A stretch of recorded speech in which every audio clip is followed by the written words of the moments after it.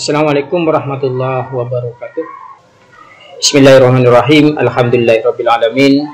Wassalatu wassalamu ala asyrafil anbiya wal mursalin Sayyidina Muhammad wa ala alihi wa sahbihi ajma'in. Amma ba'du. Selamat berjumpa kembali dalam mata kuliah Sistem Informasi Manajemen. Rekan-rekan mahasiswa yang saya hormati, pada kesempatan kali ini materi kita tentang Sistem Informasi Sumber Daya Manusia. Pada minggu yang lalu kita telah membahas tentang sumber sistem informasi pemasaran. Jadi pada kali ini kita akan melanjutkan pada sistem informasi sumber daya manusia. Rekan-rekan mahasiswa, perlu kita pahami bersama awal penamaan dari sumber daya manusia ini. Awalnya kita kenal yang namanya personalia. Jadi penamaan sumber daya manusia itu diawali dengan nama personalia, person. Jadi personil. Jadi orang yang bertugas dalam suatu organisasi. Sedangkan sumber daya manusia itu memiliki status fungsional yang setara dengan pemasaran, keuangan, manufaktur, dan sistem informasi. Lalu apa sih kegiatan utama sumber daya manusia itu? Kalau kita telaah dalam kegiatan-kegiatan sumber daya manusia, diawali dengan yang namanya perekrutan. Perekrutan dan penerimaan itu merupakan kegiatan-kegiatan awal sebelum sumber daya manusia itu direkrut atau diangkat atau dipilih dalam suatu organisasi atau perusahaan. Jadi diumumkan melalui lowongan kerja, kemudian diseleksi, hasil seleksi itu kemudian diterima. Jadi tidak semua calon diterima, kan seperti itu. Setelah itu dilakukan yang namanya pendidikan dan pelatihan. Kenapa pendidikan dan pelatihan itu penting? Karena orang atau sumber daya manusia ataupun personalia yang kita angkat tidak langsung bisa bekerja. Jadi perlu kita latih, dikasih pendidikan, dikasih latihan, sehingga mampu melaksanakan kegiatan pekerjaan yang menjadi fokus mereka, mampu berjalan dengan sebaik-baiknya. Kemudian di dalamnya juga ada yang namanya manajemen data. Manajemen data itu sendiri pengolahan terhadap data sehingga data yang tersimpan yang berhubungan dengan sumber daya manusia itu mampu diambil, mampu diangkat, ataupun ketika diperlukan itu akan mudah didapat. Yang keempat yaitu penghentian dan administrasi tunjangan. Karena yang namanya manusia itu, ya sumber daya manusia itu tidak selamanya bekerja terus, tidak. Yang jelas ada yang sesuai dengan aturan batas usia, mereka berhenti. Ada di tengah jalan berhenti. Ada karena meninggal dan lain sebagainya. Ada yang memang karena kondisi perusahaan mereka di PHK. Sehingga ada administrasi tunjangan yang harus mereka penuhi ataupun mereka dapat selaku mendapatkan kewajiban di dalamnya, ya, dan mendapatkan hak di dalamnya, sehingga mereka mendapatkan tunjangan, misalkan bagi yang pensiun mendapatkan tunjangan pensiun dan lain sebagainya.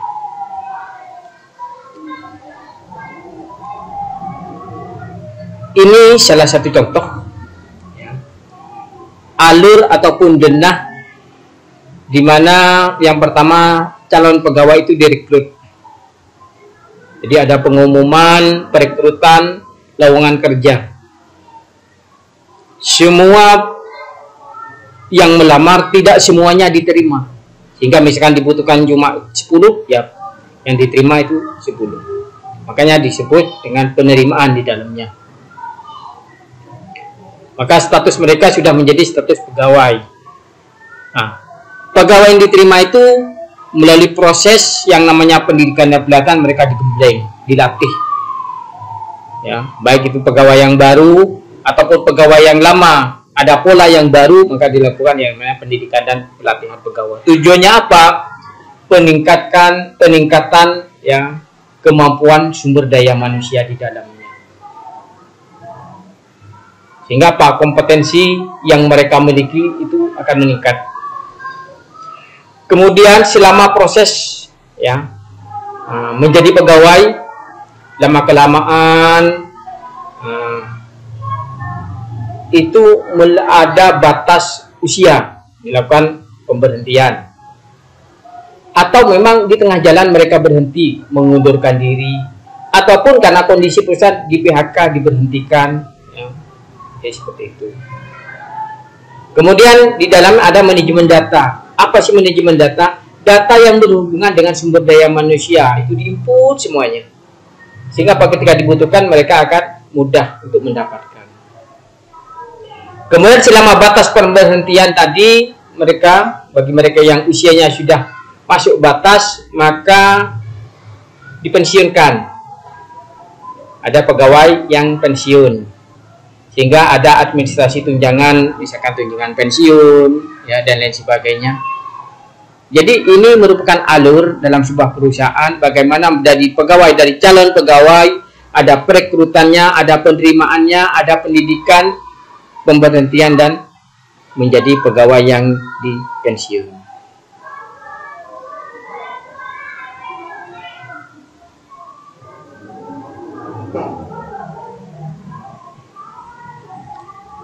Rekan-rekan mahasiswa, sistem personalia itu atau sumber daya manusia menempatkan data pegawai dalam map yang ditempatkan pada departemen personalia.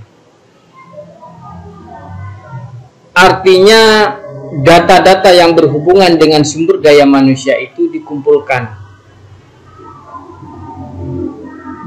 ya, menjadi sebuah manajemen kepegawaian yang mampu menginput data dengan sebaik-baiknya, yang mampu dimanfaatkan dengan sebaik-baiknya, disimpan dalam database kepegawaian. Dulu ya, di masih pola lama, meskipun ada database-nya, tapi dulu masih menggunakan disket ya, kemudian dimasukkan disketnya, dipegang. Kalau sekarang kan sudah tidak lagi, tidak perlu komputer itu menggunakan disket. Kalau dulu masih menggunakan disket, dimasukkan, ada database-nya, diambil. Kalau sekarang tidak, banyak penyimpanan yang lebih modern ya. Nah, kalau yang sekarang seperti ini, ada input ya, ada sistem informasi akuntansi, subsistem penelitian sumber daya manusia, subsistem intelijen sumber daya manusia, ada database. Apa fungsinya? Database itu sudah menginput data yang berhubungan dengan sumber daya manusia. Datanya dari mana? Ada sumber internal dan sumber eksternal. Internalnya di mana? Internalnya pada sistem informasi akuntansi dan sistem penelitian sumber daya manusia. Nanti akan kita jelaskan lebih gamblang kenapa sistem informasi akuntansi kok masuk di dalamnya. Kemudian ada subsistem yang sifatnya eksternal, yaitu subsistem intelijen sumber daya manusia. Semuanya masuk dalam database sumber daya manusia. Kemudian ada subsistem outputnya, mulai perencanaan angkatan kerja, ya, subsistem perekrutan, manajemen angkatan kerja, kompensasi, benefit, pelaporan lingkungan. Semua output tadi dimanfaatkan oleh pemakai. Siapa? Orang yang berkepentingan di dalamnya, baik sifatnya intern maupun sifatnya ekstern. Misalnya perusahaan A, yang intern untuk apa? Ingin mengetahui, oh perekrutan sekarang bagaimana formatnya, berapa sih yang dibutuhkan. Begitu juga bagi yang ekstern, oh ternyata perusahaan A membutuhkan 5 karyawan baru, sehingga apa? Oh saya kepingin melamar di dalamnya, kan seperti itu. Jadi gambaran-gambaran yang semacam ini, bahwasanya sumber informasi, sistem informasi sumber daya manusia ini dimanfaatkan baik itu sifatnya oleh intern maupun ekstern. Kita bahas satu persatu tentang subsistem inputnya. Yang pertama, sistem informasi akuntansi. Data yang ditangani yaitu elemen data personel, ya, nama, jenis kelamin, tanggal lahir, ya. Kemudian elemen data akuntansinya itu apa? Misalnya upah per jamnya berapa, gaji bulannya, pendapatan kotor saat ini, pajak penghasilannya tahun saat ini berapa. Sehingga apa? Ada keterhubungan antara data akuntansi dengan data personel. Data personel, data sumber daya manusia yang diinput dalam database tadi. Kemudian ada subsistem penelitian sumber daya manusia, ya. Penelitian yang dimaksud yang pertama penelitian subseksi. Apa sih tujuannya? Untuk mengidentifikasi orang-orang dalam perusahaan yang merupakan calon bagi posisi yang tersedia karena adanya pegawai yang pensiun. Yang jelas tidak semua pegawai itu terus berada dalam satu perusahaan karena batasan umur mereka itu harus dipensiun. Karena batasan ya usia lah. Karena kemampuan manusia itu harus kita pahami sama halnya dengan produk. Kalau produk kita kenal dengan yang namanya life cycle product, sama manusia juga seperti itu. Jadi dari anak-anak, ya, dari bayi, anak-anak, dewasa, kemudian tua, sampai pada akhirnya kita ya menurun kemampuannya. Kemudian yang kedua analisis dan evaluasi jabatan. Jadi jabatan yang ada, ya, kita harus memang mengevaluasi, menganalisis, diperlukan apa tidak, ya, orang-orangnya sesuai apa tidak. Jadi sebagai batas evaluasi seperti itu. Kemudian ada penelitian keluhan. Jadi untuk membuat tindak lanjut atas keluhan yang disampaikan pegawai dengan alasan-alasan tertentu. Kenapa keluhan itu penting? Sebagai bahan informasi bahwa dalam suatu organisasi tidak semuanya itu enak terhadap pegawai, sehingga input ataupun informasi yang berhubungan dengan segala bentuk keluhan itu bisa dipahami oleh perusahaan. Kemudian ada subsistem intelijen sumber daya manusia. Elemen lingkungan penyedia data tersebut, ya, yang pertama intelijen pemerintah. Jadi pemerintah menyediakan data dan informasi yang membantu perusahaan mengikuti berbagai peraturan ketenagakerjaan. Yang jelas yang namanya peraturan-peraturan dalam lingkup wilayah tertentu itu ada peraturannya. Misalkan di Indonesia ya peraturan ketenagakerjaan apa sih? Nah, itu intelijen pemerintah. Ada intelijen pemasok. Intelijen pemasok itu mencakup perusahaan seperti perusahaan asuransi, ya. Kemudian lembaga penempatan lulusan universitas, agen tenaga kerja dan sebagainya, itu memberikan input sumber daya manusia sehingga akan diketahui, oh ini kebutuhannya, oh ini sumber daya manusia yang siap di dalamnya. Kemudian ada intelijen serikat pekerja yang memberikan data dan informasi yang digunakan untuk mengatur kontrak kerja antara serikat pekerja dan perusahaan.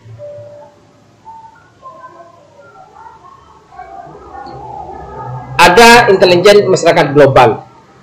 Jadi masyarakat global itu menyediakan informasi yang menjelaskan sumber daya lokal, ya, seperti pendidikan, perumahan, rekreasi. Informasi untuk apa? Untuk merekrut pegawai dalam skala lokal. Kemudian ada intelijen masyarakat keuangan, di mana masyarakat keuangan ini memberikan data informasi yang digunakan dalam perencanaan personelnya. Ada intelijen pesaing, jadi kompetitor-kompetitor kita, ya, harus kita punya data. Kemudian kita lanjut tentang database sumber daya manusia dari lingkungan. Kemudian database ini dari database perusahaan pencari eksekutif. Jadi perusahaan mencari eksekutif mengkhususkan diri untuk menemukan pelamar untuk posisi eksekutif.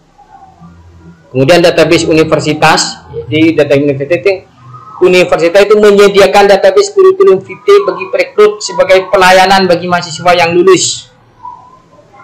Ada database agen tenaga kerja, ada database akses umum dan database bank pekerjaan perusahaan. Jadi beberapa perusahaan itu yang besar menyediakan database sendiri untuk bagi orang yang dapat bekerja sebagai pegawai sementara. Jadi mereka itu punya data-data, misalkan ada kekurangan pegawai, dengan secepatnya mereka bisa mengambil karena sudah ada data. Jadi pegawai-pegawai yang bisa secara lebih cepat beradaptasi dengan perusahaan-perusahaan yang dibutuhkan karena mereka sudah menginput di dalamnya. Apa sih isi database itu? Di dalamnya itu menjelaskan tidak hanya berisi data pegawai, tetapi juga organisasi dan perorangan di lingkungan perusahaan. Jadi ada data pegawai dan data non pegawai. Data non pegawai itu berupa apa? Berupa data organisasi di lingkungan perusahaan seperti misalkan agen tenaga kerja, akademisi, universitas, serikat pekerja, pemerintah. Tujuannya apa? Itu menjelaskan seorang pelamar.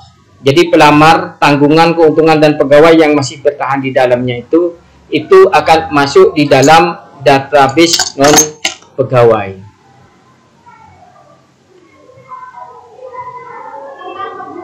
Kemudian ada subsistem output.